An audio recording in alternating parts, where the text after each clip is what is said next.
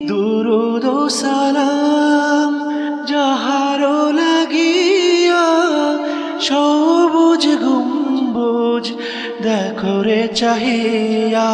ইয়া আইয়ুহাল মুস্তাকনা বিন নূরি জামালিহি, ইয়া কাউসাইন মাহবুবু রাব্বিল মাশরিকাইনি।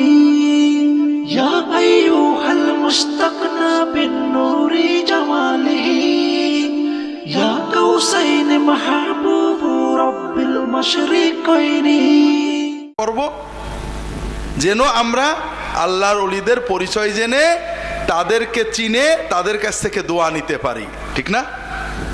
ঠিক আছে না? ঠিক আছে তো?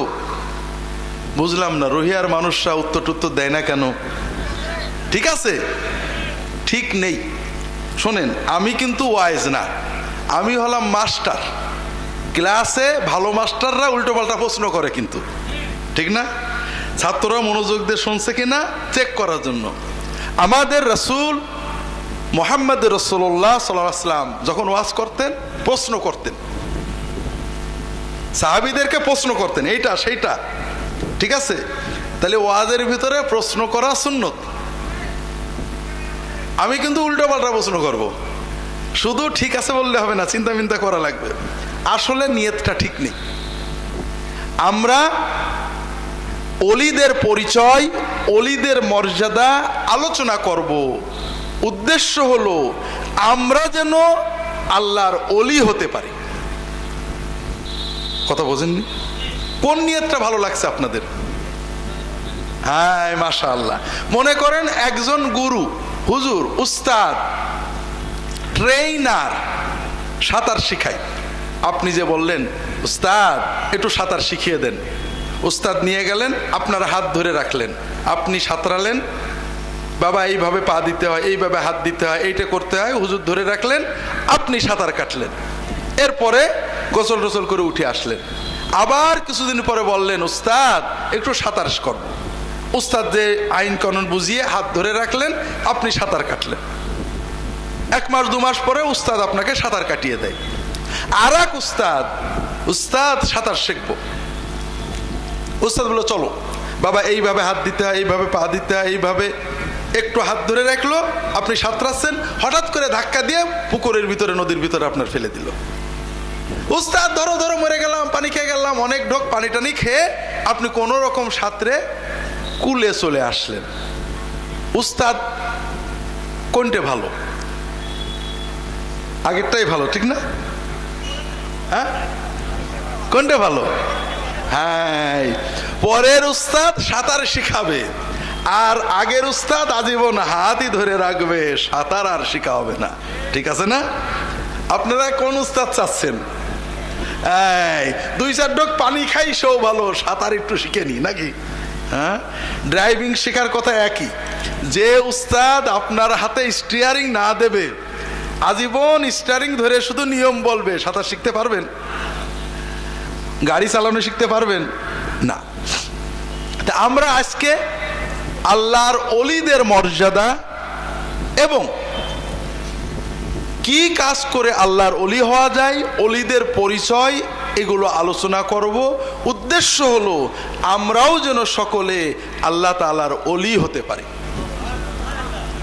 তাহলে প্রথমে আমাদের একটা জিনিস বোঝা দরকার যে আল্লাহর অলি হওয়ার কাজটা সহজ না কঠিন? কঠিন, ঠিক না ভাই? কিন্তু আমি আপনাদের কাছে একটা নতুন দাবি করছি, সেটা হলো আল্লাহর অলি হওয়া সহজ। শুধু সহজই না, এই দুনিয়াতে সবচেয়ে সহজ কাজ। আপনারা মানলেন না, যদি মানতেন তাহলে সবাই সুবহানাল্লাহ বলে ফেলতেন। মানেননি বলে সুবহানাল্লাহ বলেননি। এখন মানেননি আপনারা, এটার কারণ আছে। কারণ আপনারা আজকের এই মুহূর্ত পর্যন্ত অনেক কথা শুনেছেন। আল্লাহর অলি হওয়া 4টিখানি কথা না। আজকে আমি হঠাৎ দাবি করলাম যে আল্লাহর অলি হওয়া সহজ, এটা আপনাদের বিশ্বাসে আসছে না। শুধু আমার প্রতি মহব্বতের কারণে আপনারা রাগ করেননি, ঠিক না? হ্যাঁ। এখন আমরা 2 দল হলাম। মনে করেন আমি আল্লাহর অলি হওয়া সহজ, আর আপনাদের মত হলো আল্লাহর অলি হওয়া কঠিন। এখন দুই দলে একটা বহস হোক, দেখি কার মত জয় হয়, নাকি বলেন? ঠিক আছে, আমার যুক্তিগুলো আপনাদের আগে বলি, এরপরে আপনাদের যুক্তিগুলো আমিই বলে দিবানে। প্রথম কথা হলো, দুনিয়াতে যে কোনো কাজে সফলতা অর্জন করার জন্য একটা যোগ্যতা লাগে। যেমন একজন লোক ভালো গায়ক হবে, কিন্তু গলা আব্দুল্লাহ জাহাঙ্গীরের মতো ভ্যাড় ভিড়ে, ওর মনের ইচ্ছা 16 আনা আছে, চেষ্টাও 16 আনা আছে, কিন্তু গলা ভালো না, ও কি কোনোদিন ভালো গায়ক হতে পারবে? পারবে না। একজন লোকের ইচ্ছা সে বড় ডাক্তার হবে, তার মনের ইচ্ছাও 16 আনা, চেষ্টাও 16 আনা, কিন্তু ব্রেনটা খুবই ডাল, ও পারবে? পারবে না। একজন লোকের ইচ্ছা যে সেনাবাহিনীর অফিসার হবে, মনের ইচ্ছাও পুরো 16 আনা, চেষ্টাও 16 আনা, কিন্তু উচ্চতা 4 ফুট 2 ইঞ্চি, হবে? একজন লোকের ইচ্ছা সে খুব বড় ব্যবসায়ী হবে, বড় লোক হবে, কিন্তু বুদ্ধি সাধ্যি একেবারেই মোটা, পারবে? পারবে না। তো এইরকম দুনিয়াতে যে কোনো বিষয়ে বড় হওয়ার জন্য মনের ইচ্ছা এবং চেষ্টা শেষ কথা না, পাশাপাশি কিছু এক্সট্রা যোগ্যতা লাগে। আল্লাহর ওলি হওয়ার জন্য কি কি যোগ্যতা লাগে? টাইটেল পাস হওয়া লাগে, খুব ভালো গলার স্বর ভালো হওয়া লাগে, উচ্চতা 5 ফুট 2 ইঞ্চি হওয়া লাগে, চেহারা সুরত সুন্দর হওয়া লাগে, কথাবার্তা সুন্দর হওয়া লাগে, টাইটেল পাস করা লাগে, কোরআনের হাফেজ হওয়া লাগে, বলেন না কেন লাগে? সহি কেরাত লাগে, লাগে। আপনারা বুঝতে পারছেন না, ইমাম হওয়ার জন্য সহি কেরাত লাগে, কিন্তু আল্লাহর ওলি হওয়ার জন্য সহি কেরাত শর্ত না। খুব ভালো করে বোঝেন, আল্লাহর যে কোনো বান্দা বান্দি, নারী পুরুষ শিশু কিশোর, চোখওয়ালা কানা, কথাওয়ালা বোবা, বুদ্ধিমান নির্বোধ, টাকাওয়ালা গরিব, শিক্ষিত অশিক্ষিত, আল্লাহর যে কোনো বান্দা বান্দি যদি মনের ইচ্ছাটা পূর্ণ থাকে আর নবীজি মুহাম্মদ রাসূলুল্লাহ সাল্লাল্লাহু আলাইহি ওয়াসাল্লামের তরিকায় সাধ্যের ভিতরে তৌফিকের ভিতরে আল্লাহর ইবাদতের চেষ্টা করে, ওই ব্যক্তি আল্লাহর সেরা ওলি হয়ে যেতে পারে। আল্লাহর ওলি হওয়ার জন্য আল্লাহ আমাদের যেটুকু দিয়ে তৈরি করেছেন এর বাইরে কোনো যোগ্যতার দরকার হয় না। একজন মায়ের দুটো ছেলে, একটা ছেলে কথা সুন্দর বলে, আর একটা ছেলে গুঙো, কথা বলতে পারে না। মা তো গুঙোর কথা বোঝে না, ঠিক না? মা কি গুঙোর কথা বোঝে? বোঝে? বোঝে না, তাই না? মার কাছে শুনে দেখেন, দুনিয়ার কেউ না বুঝলেও মা কিন্তু গুঙোর কথা বোঝে। গুঙো কোন কথা বলে বাথরুমে যেতে চায় আর কোন কথা বলে ভাত খেতে চায় দুনিয়ার কেউ না বুঝলে কে বোঝে? মা বোঝে। মনে করেন আল্লাহর 3 জন বান্দা, একজন আব্দুল্লাহ জাহাঙ্গীর খুব ভালো আরবি জানে, আরবিতে আল্লাহর কাছে দোয়া করে, আর একজন আব্দুস সালাম আরবি মোটেই জানে না, একেবারে ঠাকুরগাঁয়ের রুহিয়া গ্রামের আঞ্চলিক ভাষায় আল্লাহর কাছে দোয়া করে আর কান্দে, আল্লাহ মাফ করে দাও, আল্লাহ এটা দাও। আর একজন কথাই বলতে পারে না, গুঙো, মনের থেকে আউ করে, মুখে কোনো কথা বেরোয় না। সওয়াব বেশি কার হবে? আমার হবে না। সওয়াব হবে কোনো ভাষার কারণে না, মনের ব্যথা, মনের আবেগের কারণে। কথা বোঝেননি? যার মনের আবেগটা যত সুন্দর হবে, যার চোখের পানি যত বেশি হবে, তার সওয়াব হবে। এখানে ভাষার কোনো কৃতিত্ব নেই। তাহলে আল্লাহর ওলি হওয়ার সুযোগ সবার জন্যই সমান, সবার জন্যই সহজ। কথা বুঝতে পারেননি? দ্বিতীয় কথা হলো, আল্লাহর ওলি হওয়া মানে আল্লাহকে খুশি করা, ঠিক না? এখানে ভুলে যাওয়ার আগে একটা জিনিস বলে রাখি, কথায় কথায় হয়তো আর বলতে পারবো না, আল্লাহর ওলি হওয়ার সুযোগ সবার জন্যই সমান, সবার জন্যই সহজ। তবে কয়েক ক্যাটাগরির মানুষের জন্য আল্লাহর ওলি হওয়া বেশি সহজ, আল্লাহ বেশি ছাড় দেয়। এক ক্যাটাগরি হলো যুবক। এক ক্যাটাগরি কি? যুবক। যুবকদের আল্লাহ শুধু ফরজ নামাজ পড়লে যে সওয়াব দেবে, আমার মতো পাকা দাড়ি বুড়ো তাহাজ্জুদ, ফরজ নফল তাহাজ্জুদ পড়ে যে সওয়াব পাবে, একটা যুবক শুধু ফরজ নামাজ পড়ে তার চেয়ে বেশি সওয়াব পাবে। যদি আমরা হাদিস ব্যাখ্যা করতে পারি পরে বলবো। আর একটা হলো মহিলারা। মহিলাদের জন্য দুনিয়ায় মা হওয়া ইত্যাদি কষ্ট অনেক বেশি পুরুষদের চেয়ে। পুরুষরা মাতবরি করে, জুলুম করে, আর মায়েরা কষ্ট করে। আমি বাপ, তুই যাবি চলে যা, তো ছেলে আমার কাছেই থাকবে, আছে না?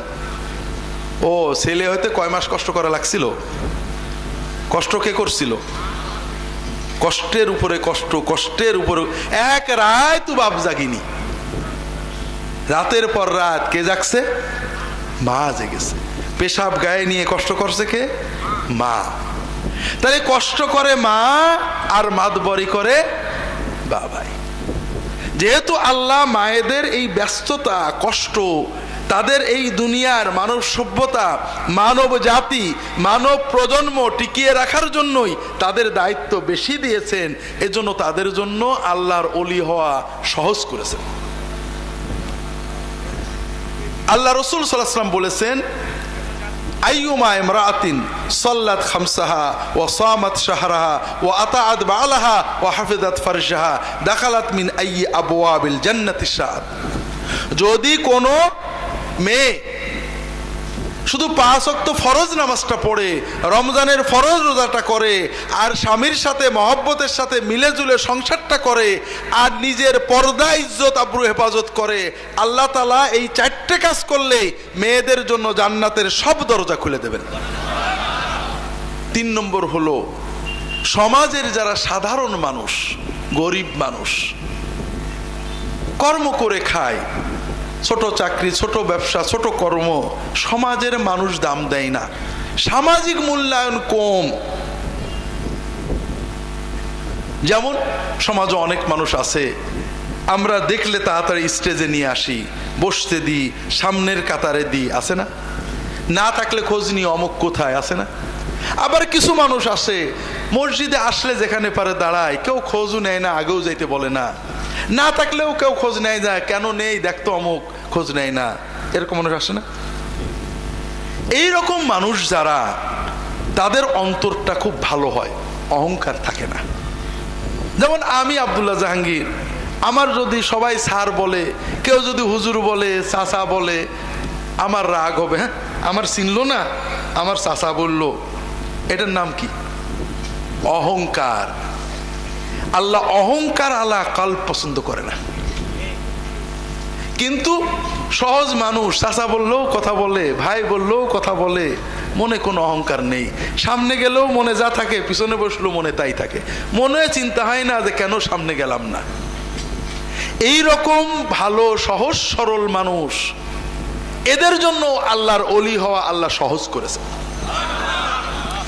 যদি সুযোগ থাকে পরে বলবো, আগে আগের কথাগুলো বলার চেষ্টা করি। যেটা বলছিলাম, আমরা প্রথম কথা মোটামুটি বুঝলাম যে আল্লাহর ওলি হওয়া সহজ, কারণ এর জন্য আল্লাহ যাকে যেটুক যোগ্যতা দিয়েছেন অতিরিক্ত কোনো যোগ্যতা লাগে না, ঠিক না? তাহলে দুনিয়ায় যত কাজ আছে সব কাজের ভিতরে আল্লাহর ওলি হওয়াটা আমাদের সবচেয়ে সহজ কাজ, ঠিক না? এরপরে আরো বোঝার চেষ্টা করি। আল্লাহর ওলি হওয়া মানে আল্লাহকে খুশি করা, ঠিক না ভাই? আমরা দুনিয়াতে প্রতিটি মানুষই অন্য মানুষকে খুশি করতে ব্যস্ত থাকি। ছোট বাচ্চারা বাবা মাকে, স্কুলে স্যারকে, হুজুরকে, ম্যাডামকে, বন্ধুকে, বান্ধবীকে, বউকে, স্বামীকে, বসকে, রাজনৈতিক নেতাকে, মন্ত্রীকে, এমপিকে, লিডারকে খুশি করার জন্য আমরা সবসময় চেষ্টা করি, ঠিক না ভাই? ঠিক তো? তাহলে আমাদের জীবনটা হলো অন্য মানুষদেরকে খুশি করার একটা চিরন্তন সংগ্রাম। সবাই এটা করি। ঘরে বউ কি করে খুশি থাকবে, টেনশন থাকে। বর কি করে খুশি থাকবে, টেনশন থাকে। বাবা মা, বস, এমপি, মন্ত্রী, নেতা, স্যার, প্রিন্সিপাল, হেডমাস্টার, এইগুলোই তো আমাদের চিন্তা থাকে, ঠিক না ভাই? ঠিক না বেঠিক? হ্যাঁ। আপনাদের এই অভিজ্ঞতার আলোকে আমাকে বলেন তো দেখি, মানুষকে খুশি করা সহজ না কঠিন? মাশাআল্লাহ, এর রুহিয়াতে বুদ্ধিমান মানুষের অভাব নেই। মানুষকে খুশি করা খুবই কঠিন কাজ, ঠিক না ভাই? বউকে খুশি করে, স্যারকে খুশি করে, লিডারকে খুশি করে আমাদের অভিজ্ঞতা হয়ে গেছে, ঠিক না? তাহলে মানুষকে খুশি করা কঠিন, মানলেন তো? আর আল্লাহ তাআলাকে খুশি করা কঠিন না সহজ? আল্লাহ নিজে বলেছেন, ইযা তাকাররাবা ইলাইয়া আবদি শিবরান তাকাররাবতু ইলাইহি যিরান। আমার বান্দা যখন আমার দিকে এক বিঘত এগিয়ে আসে, আমি আল্লাহ তাআলা বলছেন, আমি ওই বান্দার দিকে এক হাত এগিয়ে চলে যাই। আল্লাহ বলছেন, ওয়াইদা তাকাররাবা ইলাইয়া আবদি মাশিয়ান তাকাররাবতু ইলাইহি হারওয়ালা। আমার বান্দা যদি আমার দিকে হেঁটে হেঁটে এগোয়, এক পা দু পা করে, যুবক ছেলে নামাজ কালাম পড়তো না, নিয়ত করলো যে অনেক গুনাহ করি, একটা আর করবো না, নামাজটা কোনতে পড়বো, এক পা এগোলো। বৃদ্ধ মানুষ অনেক অন্যায় করেছে, নিয়ত করলো একটা গুনাহ বাদ দেবো, একটা আমল শুরু করব। একজন মহিলা পর্দা করতো না, নিয়ত করলো যে অনেক গুনাহ হয়েছে, অনেক অন্যায় তো করি, অন্তত বেপর্দা আর চলবো না। এক পা যদি কেউ আল্লাহর দিকে এগোয়, হেঁটে হেঁটে যদি কেউ আল্লাহর দিকে এগোয়, আল্লাহ তাআলা বলছেন, আমি আল্লাহ দৌড়াতে দৌড়াতে ওই বান্দার দিকে চলে যাই। হাজেরিন, তাহলে মানুষকে খুশি করা কঠিন আর আল্লাহ তাআলাকে খুশি করা সহজ। আচ্ছা বলেন তো, মানুষকে খুশি করা কঠিন, কিন্তু খুশি রাখা, খুশির কন্টিনিউশন, আর বেজার হবে না, খুশিই থাকবে, খুশি রাখা সহজ না কঠিন? আরো কঠিন। খুশি করা যতটুকু কঠিন, খুশি রাখা আরো বেশি কঠিন। দেখা গেল বউকে খুশি করতে বাপ ছাড়ছি, মা ছাড়ছি, ভাই বোন ছাড়ছি, 13 বছর সংসার করছি, 13 বছরের মাথায় বউ চলে যায়, এরকম ঘটে না? এক কথায় খুশি বাজারে চলে যায়। কিন্তু আপনারা পুরুষেরা তো এরকম করেন না। বউটা আপনার জন্য বাপ ছেড়েছে, মা ছেড়েছে, আজীবন আপনার বাচ্চা কাচ্চার গুছাপ করেছে, বাপ মায়ের খেদমত করেছে, 10 বছর পরে বউটাকে ছেড়ে দিলেন, 12টা বিয়ে করে নিয়ে আসলেন, ঘটে না? তাও ঘটে। তাহলে খুশি করা যত কঠিন, খুশি রাখা তার চেয়ে বেশি কঠিন। এজন্যই প্রেমের, দয়ার, মমতার প্রিয় বউ, স্বামী, বাবা, মা, আপনজন, আমরা যখন কোনো অন্যায় করে ফেলি সঙ্গে সঙ্গে রাগ করে, ঠিক না? এতদিন খুশি ছিল, একটা অন্যায় করেছি এমন বেজার হয়েছে, রাগারাগি করে, ঠিক না বেঠিক? আর আমাদের মালিক মাবুদ আল্লাহ সুবহানাহু ওয়া তাআলাকে খুশি করা যত সহজ, খুশি রাখা আরো বেশি সহজ। সুবহানাল্লাহ বলেন না? বাবা, মা, বউ, স্বামী একটা অন্যায় করলেই রেগে যায়, একটা ভুল হলেই রাগ করে। আর বান্দা গোনা করে আল্লাহ ফেরেশতাদের শিখিয়ে দিয়েছেন, বান্দা গোনা করলে অন্তত একদিনের ভিতরে গোনাটা লাগবে না, ও যদি একদিনের ভিতরেও তওবা করে ওর কোনো গুনাহই লাগবে না। ইন্নাল্লাহা ইয়াবসুতু ইয়াদাহু বিল-লাইলি লিয়াতুবা মুসিউন নাহার ওয়া ইয়াবসুতু ইয়াদাহু বিন-নাহার লিয়াতুবা মুসিউল লাইল। আল্লাহ তাআলা রাত্রে বেলায় হাত বাড়িয়ে দেন, বান্দা তুমি দিনের বেলায় গুনাহ করেছো, রাত্রে বেলায় তওবা করো, আমি সব গুনাহ মাফ করে দেব। তওবা মানে হুজুরের কাছে যে আস্তাগফিরুল্লাহ রাব্বি এইগুলো পড়া, ঠিক না ভাই? না, তওবা করা হুজুরের কাছে যাওয়া অন্য কারণে, গুনার ভয় মনে আনা, তওবার গুরুত্ব বোঝা, তওবা কিভাবে করতে হয় শেখা, এই জন্য হুজুরের কাছে যাওয়া যায়। কথা বোঝেননি? গুনাহ করেছি কার কাছে? তাহলে তওবা করবো কার কাছে? আল্লাহর কাছে। এখানে আর কেউ নেই। তওবা মানে 4টে জিনিস। 1 নম্বর হলো অন্যায় গুনার কারণে মনে অনুতপ্ত হওয়া, যে অন্যায় করেছে, আল্লাহ অন্যায় করেছে। 2 নম্বর আল্লাহর কাছে মাপ চাওয়া। 3 নম্বর আর কোনোদিন আল্লাহ করব না, এইটা নিয়ত করা। 4 নম্বর বান্দার হক থাকলে ফিরিয়ে দেওয়া। আল্লাহ বলেন যে বান্দা দিনের বেলায় গুনাহ করেছো, রাত্রে বেলায় ঘরের ভিতরে বিছানায় শুয়ে গোপনে একাকী আমার কাছে মাপ চেয়ে নাও, তওবা করো, আমি তোমার গুনাহ মাফ করে দেব। আল্লাহ দিনের বেলায় হাত বাড়িয়ে দেন, বান্দা রাতে গুনাহ করেছো, এখনো দিন আছে, তুমি মাপ চাও, তওবা করো, আমি তোমার গুনাহগুলো মাফ করে দেব। তাহলে আল্লাহকে খুশি রাখা সহজ না কঠিন? আল্লাহর ওলি হওয়া সহজ না কঠিন? সহজ। কিন্তু আমরা একটা চুক্তি ছিল আপনাদের সাথে, যে আমার মত তো বললাম, আর আপনাদের মতটাও তো বলা লাগবে। আপনাদের মত হলো আল্লাহর ওলি হওয়া কঠিন। কেন? আমি জানি কেন। কারণ আপনারা দীর্ঘদিন ওয়াজ শুনেছেন, আল্লাহর ওলি হতে মানুষ জঙ্গলে চলে গেছে, বাড়িঘর ছেড়ে দিয়েছে, রাজত্ব ছেড়ে দিয়েছে। গল্প শোনেননি? শুনেছেন না শোনেননি? এই গল্পগুলো থেকে আমরা বুঝেছি যে আল্লাহর ওলি হওয়া খুব কঠিন কাজ, ঠিক না? আর এই গল্পগুলো ঠিক না। আমি আপনাদেরকে এবং ওলামায়ে কেরাম যদি থাকেন সবাইকেই বলবো, গল্প দিয়ে ওয়াজ করা ঠিক না। এই গল্পগুলো দ্বীনের শিক্ষা দেয় না। আমাদের দ্বীন আল্লাহ তাআলা দিয়েছেন কোরআন, সুন্নাহ, সাহাবায়ে কেরামগণ, সাহাবীদের জীবনী, রাসূলুল্লাহ সাল্লাল্লাহু আলাইহি ওয়াসাল্লাম জীবনী, কোরআনের কথা, হাদিসের কথা, এটার ভিতরে রয়েছে আমাদের হেদায়েত। কথা কি বুঝতে পেরেছেন? গল্পগুলো একটু সমস্যা। 1 নম্বর, এই গল্পগুলোর কোনো সনদ পাওয়া যায় না, এটা কি সত্য না মিথ্যা, জাল জালিয়াতি বোঝা যায় না। 2 নম্বর, এই গল্পগুলো যাদের নামে বলি তারা দ্বীনের মডেল না। কথা কি বুঝতে পারছেন? আল্লাহ তাআলা আমাদেরকে দ্বীন দিয়েছেন, দ্বীনের জন্য মডেল দিয়েছেন। প্রথম আমাদের মডেল, আদর্শ, কুদওয়া মুহাম্মদুর রাসূলুল্লাহ সাল্লাল্লাহু আলাইহি ওয়াসাল্লাম। আল্লাহ তাআলা কোরআনে বলেছেন, কুল ইন কুনতুম তুহিব্বুনাল্লাহ ফাত্তাবিউনি, তোমরা যদি আল্লাহকে মহব্বত করো, আল্লাহর রেজামন্দি সন্তুষ্টি চাও, তাহলে মুহাম্মদুর রাসূলুল্লাহ সাল্লাল্লাহু আলাইহি ওয়াসাল্লামের অনুসরণ করতে হবে। আর কোরআনেই আল্লাহ বলেছেন, ওয়াস-সাবিকুনাল আউয়ালুনা মিনাল মুহাজিরিন ওয়াল আনসার ওয়াল্লাযীনা ইত্তাবাউহুম বিইহসান রাদিয়াল্লাহু আনহুম ওয়া রাদু আনহু ওয়া আ'আদ্দা লাহুম জান্নাতিন তাজরি তাহতাহাল আনহার।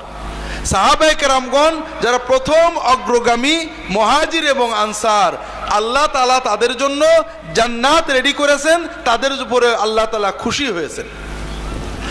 আর পরের মানুষরা যদি জান্নাতে যেতে চায়, আল্লাহর রেজামন্দি খুশি চায়, তাহলে ওই সাহাবীদের, প্রথম অগ্রগামী সাহাবীদের অনুসরণ করতে হবে। তাহলে সাহাবীদেরকে আল্লাহ তাআলা মডেল বানিয়েছেন, মুহাম্মদ রাসূলুল্লাহ সাল্লাল্লাহু আলাইহি ওয়াসাল্লাম আমাদের মডেল। এর পরের যত বুজুর্গ আউলিয়া কেরাম আমাদের মাথার মণি, মহব্বতের পাত্র, কিন্তু তারা মডেল না। তাদের অনেক ভালো কাজ আছে, 2-1টা কাজ ইজতিহাদি ভুল থাকতে পারে, অথবা রিওয়ায়াত আমরা জানি না।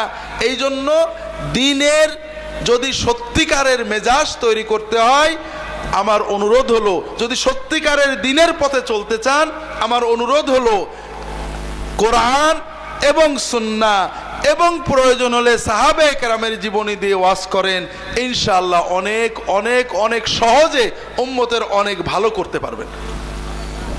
2-1টা উদাহরণ না দিলে আপনারা আমার কথা মানবেন না, আমি জানি। আল্লাহর ওলিদের ভিতরে, আশিকে রাসূলের ভিতরে বড় মডেল হলেন ওয়াইস কারনী রাহমাতুল্লাহ আলাইহি। নাম শোনেননি? ওয়াইস কারনীর গল্প শোনেননি? শুনেছেন। ওয়াইস কারনী কি করছিলেন বলেন না ভাই? দাঁত ভেঙে ফেলে, দেখেন সবাই আপনারা জানেন। তাহলে রাসূলুল্লাহ সাল্লাল্লাহু আলাইহি ওয়াসাল্লামের আশিকের চূড়ান্ত পর্যায়ে ছিলেন ওয়াইস কারনী, তিনি দাঁত ভেঙে ফেলছিলেন। সাহাবা একরাম কি দাঁত ভাঙছিলেন? তাহলে ওয়াইস কর্ণী সাহাবিদের চেয়েও বড় আশেক ছিলেন, ঠিক না? আমরা একটু বুঝি। আমার পীর ও মুর্শিদ ফিলিস্তিনে গেছে, দাজ্জাল বাহিনীর বিরুদ্ধে যুদ্ধ করছে। হঠাৎ খবর আসলো মোবাইলে, আমার পীর ও মুর্শিদ ইহুদিদের গুলি লেগে শহীদ হয়ে গেছেন।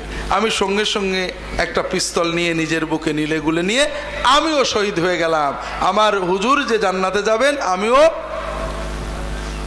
সেই জান্নাতে যাব, ঠিক না? কেন? আমি তো আশেক।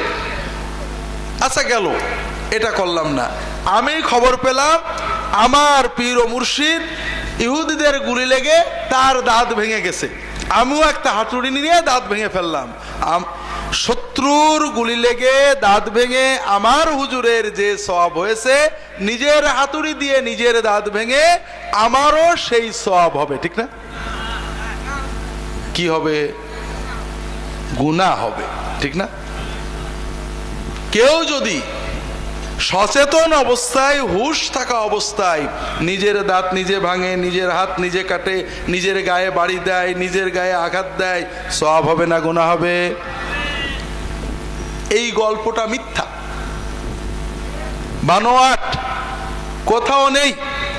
আমার একটা বই আছে হাদিসের নামে জালিয়াতি, এবং ফুরফুরার মরহুম পীর আবু জাফর সিদ্দিকী রাহিমাহুল্লাহ তার লেখা একটা বই আছে আল মৌজুআ, ওটাও আমি বাংলা অনুবাদ করেছি। বইগুলো পড়বেন। সমাজে প্রচলিত এই বানোয়াট গল্পগুলো আমাদের ইসলামের চেতনা নষ্ট করে দিয়েছে। ইসলাম কি ঘরে বসে দাঁত ভাঙা শেখায়, না সমাজে যে দৌড়ে দিনের দাওয়াত দিয়ে দিন প্রচার করে কষ্ট করে মাথার ঘাম পায়ে ফেলে দাঁত ভাঙা শেখায়? বলেন না কেন? এই ঘরে বসে দাঁত ভাঙার কোনো স্থান ইসলামে নেই। কথাকে বুঝতে পারছেন? এই গল্পগুলো আমাদেরকে মোহিত করে, চমৎকৃত করে, জোরে জোরে সুবহানাল্লাহ আমরা বলি, কিন্তু গল্পের ভিতরে কোনো শিক্ষা নেই। এটা ইসলাম বিরোধী শিক্ষা দেয়। কথা বোঝেননি? বুঝলেন কিছু? আল্লাহর ওলি হওয়ার মডেল হযরত ইব্রাহিম ইবনে আদহামের গল্প শোনেননি? তিনি রাজা ছিলেন, রাজত্ব করার পাশাপাশি, রাজ্য চালানোর পাশাপাশি তিনি আল্লাহর ওলি হওয়ার জন্য তাহাজ্জুদ পড়তেন, চেষ্টা করতেন। একদিন রাতে ছাদের উপরে, ওনার রাজপ্রাসাদের ছাদের উপরে খটখট খটখট আওয়াজ হচ্ছে। তিনি বললেন যে উপরে কে? উপর থেকে নাকি আওয়াজ আসলো, আমি খিজির। আপনি হুজুর ছাদের উপরে কি করেন? আমি উট খোঁজ করছি। হুজুর আপনি কি পাগল হয়েছেন? রাজবাড়ির ছাদের উপরে কি উট চড়ে নাকি? উপর থেকে নাকি বলা হলো, তুমি কি পাগল হয়েছো? রাজপ্রাসাদে শুয়ে রাজা হয়ে কি আল্লাহর ওলি হওয়া যায় নাকি? তখন উনি রাজত্ব ছেড়ে দিয়ে জঙ্গলে চলে গেলেন, জঙ্গলে যেয়ে নাকি ওলি হয়ে গেলেন। গল্প শুনেননি? যখন গল্প শুনেছেন, আমি তো একটু ঘুরিয়ে বললাম, নইলে গল্প বলার ভিতরে 50 বার সুবহানাল্লাহ হয়ে যেত। কিন্তু এটা কি ইসলামের শিক্ষা? উলামায়ে কেরাম বলেন তো, ইসলাম কি আমাদেরকে জঙ্গলে যে রাজা হওয়া শেখায়, এই ওলি হওয়া শেখায়? অলিদের ভিতরে বড় অলি, সকল পীরের বড় পীরকে আব্দুল কাদের জিলানী রহমতুল্লাহ আলাইহি। বলেছি না আপনাদের, আমি মাঝে মাঝে উল্টো প্রশ্ন করব, একটু ঘুরেই দিছি। পীর মানে, আসলে পীর শব্দ তো কোরআনে নেই, পীরের আরবি শায়েখ, এটাও কোরআনে নেই। পীর মানে যে আমাদের হেদায়েত করবে, দিন শেখাবে, মুর্শিদ। কথা বোঝেননি? সারা বিশ্বের সকল মানুষের সবচেয়ে বড় মুর্শিদ, সবচেয়ে বড় হাদি কে?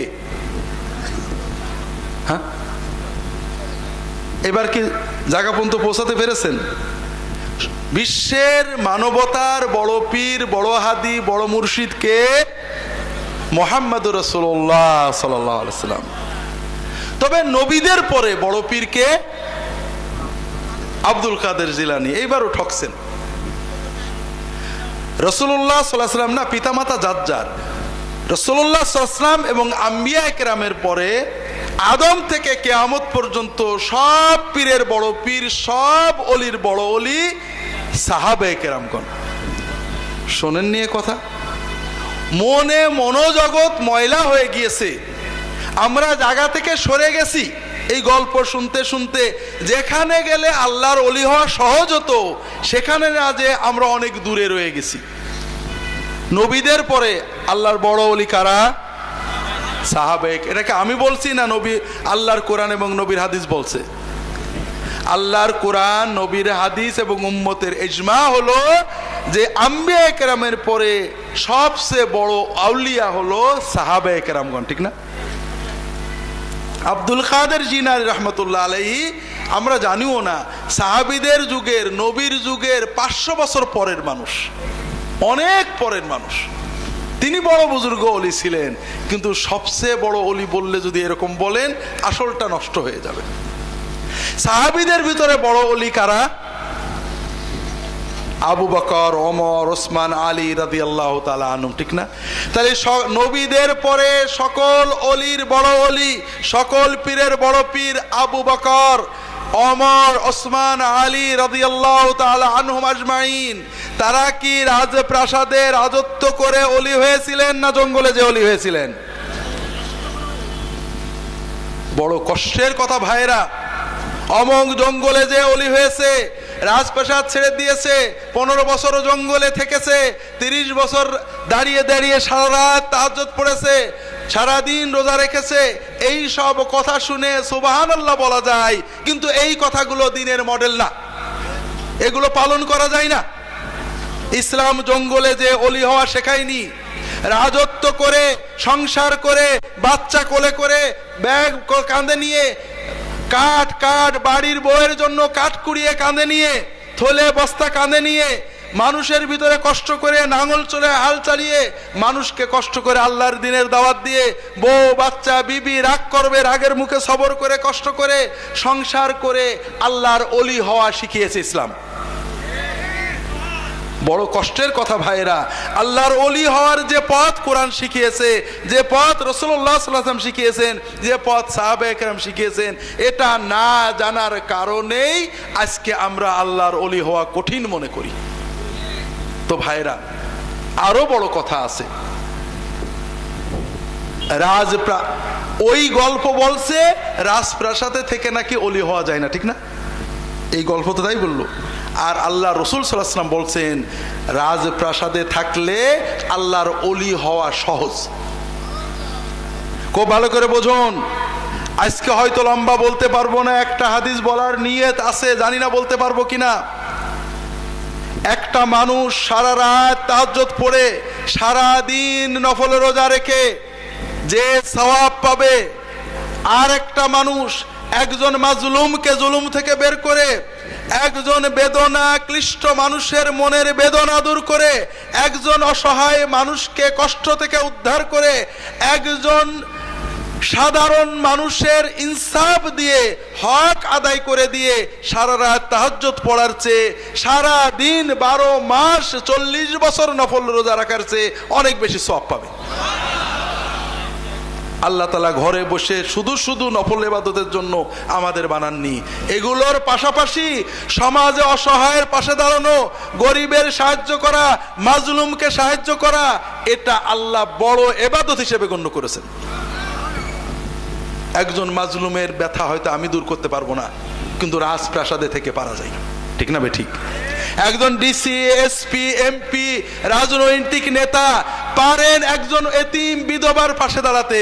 ডাক্তারখানায় গিয়েছিল, চিকিৎসা দেয় না হাসপাতালে, বলে চেম্বারে যাও, গরিব মানুষ যেতে পারে না। একজন মানুষ তাকে হাসপাতালে ভর্তি করতে পারে, তার চিকিৎসার ব্যবস্থা করতে পারে। আর এই ইবাদতটার ভিতরে যে সওয়াব আছে, সারা রাত তাহাজ্জুদ পড়লে এই সওয়াব নেই। কাজেই ভাইরা, একজন রাজা, বাদশাহ, মন্ত্রী, মিনিস্টার, এমপি, ক্ষমতায়, শাসনে, প্রশাসনে, সামাজিক মর্যাদায় থাকা একজন মানুষ শুধু ফরজ ইবাদত পালন করার পাশাপাশি যদি মানুষের পাশে দাঁড়ায়, মানুষকে সাহায্য করে, মানুষের কাছে ইনসাফ পৌঁছে দিতে পারে, ও অনেক আগে আল্লাহর ওলি হয়ে যেতে পারবে। তো ভাইরা, যেটা বলছিলাম ভাই, এই গল্পগুলো আমাদেরকে আল্লাহর অলি হওয়াকে কঠিন বানিয়ে ফেলেছে। উলামায়ে কেরামের বলবো, সাহাবীদের গল্পে চমক আসে না, এজন্য আমরা এই সব গল্প বলি। যেমন আমাদের রুচি নষ্ট হয়ে গিয়েছে। আমি যদি এখন বলি, আপনারা সুবহানাল্লাহ বলেন না, কিন্তু বললে কোনো দোষ নেই। আমি যদি বলি যে আল্লাহর অমুক অলি বুজুর্গ ভাইরা 40-50 বছর একটানা সারা রাত তাহাজ্জুদ পড়ে সারাদিন নফল রোজা রেখেছে, আপনারা সবাই সুবহানাল্লাহ বলবেন, ঠিক না? যদি বলি ঈশার নামাজের অজু দিয়ে ফজরের নামাজ পড়েছে, সবাই বলবেন সুবহানাল্লাহ, ঠিক না? বলবেন না? কিন্তু এটা কি করা যায়? আপনি করতে পারবেন, দুনিয়ার কেউ করতে পারে, এটা একটা অবাস্তব কথা। কিন্তু আমরা সুবহানাল্লাহ বলবো, কারণ শুনে মজা লাগে। আর আমি যদি বলি যে আল্লাহর একজন বুজুর্গ বান্দা 12 মাস প্রতি রাত্রে 2 ঘন্টা তাহাজ্জুদ পড়তেন, পশি মাসে 3টে নফল রোজা রাখতেন, কেউ সুবহানাল্লাহ বলবে না, বলবে নাকি? কিন্তু এটা হলো সাহাবীদের তরিকা, কথা বোঝেননি? এটা পালন করা যায়, এটা অনুকরণ করার যোগ্য, কিন্তু আপনি যেটা বলছেন এটা অনুকরণীয় নয়। কাজেই ভাইরা, আমাদের যদি সত্যিকারের আল্লাহর ওলি হওয়ার এই সহজতম পথ জানতে হয়, তাহলে আল্লাহ রাসূল সাল্লাল্লাহু আলাইহি ওয়াসাল্লাম এবং সাহাবীদের কাছে যেতে হবে। কথা কি বুঝতে পেরেছে? পরবর্তী বুজুর্গরা আমাদের রাহবার, তারা আমাদেরকে রাসূলুল্লাহ সাল্লাল্লাহু আলাইহি ওয়াসাল্লাম এবং সাহাবী পর্যন্ত পৌঁছে দেবেন। তাদেরকে আমরা ভালোবাসবো, তাদের নসিহত নেব, কিন্তু তাদেরকে নিয়েই আবর্তিত থাকবো, তাদের নিয়েই ওয়াজ হবে। এই রকম অবস্থা হলে এই ভুল ধারণাগুলো জন্মাতেই থাকবে। আল্লাহ তাআলা আমাদেরকে সহি সমঝ দান করুন, আমিন।